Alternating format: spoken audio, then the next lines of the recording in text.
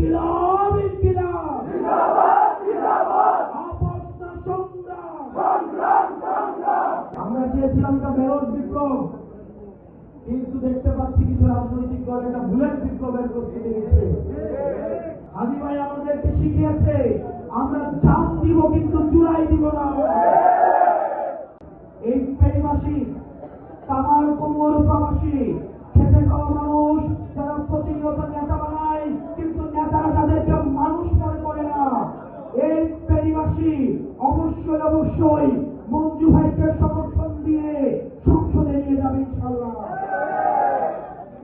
প্রিয় ফেরিবাসী, আমাদের রাজপথের লড়াই সংগ্রাম, আমরা চেয়েছি একটা ব্যালট বিপ্লব, কিন্তু আমরা দেখতে পাচ্ছি কতিপয় রাজনৈতিক দল মিলে তাদের মার্কাগুলোকে বিলুপ্ত করে দিয়ে আবার একটা দলে একভূত হচ্ছে।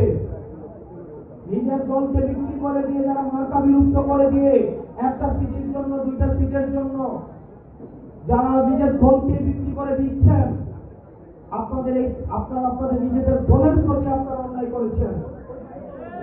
আপনারা আপনাদের নিজেদের দলের প্রতি আপনারা অবিবেচনা করেছেন। দুইটা সিটের বিনিময়ে নিজেকে বিক্রি করে দিলেন।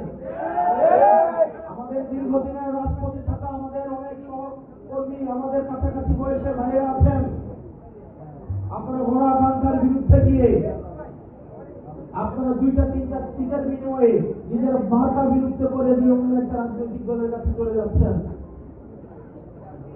এর থেকে দুঃখজনক আর কিছুই হতে পারে না। আমরা চেয়েছিলাম একটা ব্যালট বিপ্লব, কিন্তু দেখতে পাচ্ছি কিছু রাজনৈতিক দল একটা বুলেট বিপ্লবের প্রস্তুতি নিচ্ছে। আমাদের সবাইকে একসাথে আমাদের অন্যায়ের বিপক্ষে, ইনসাফের পক্ষে আমাদের সবাইকে লড়ে যেতে হবে। হাজি ভাই আমাদেরকে শিখিয়েছে আমরা জান দিব কিন্তু চুরাই দিব না।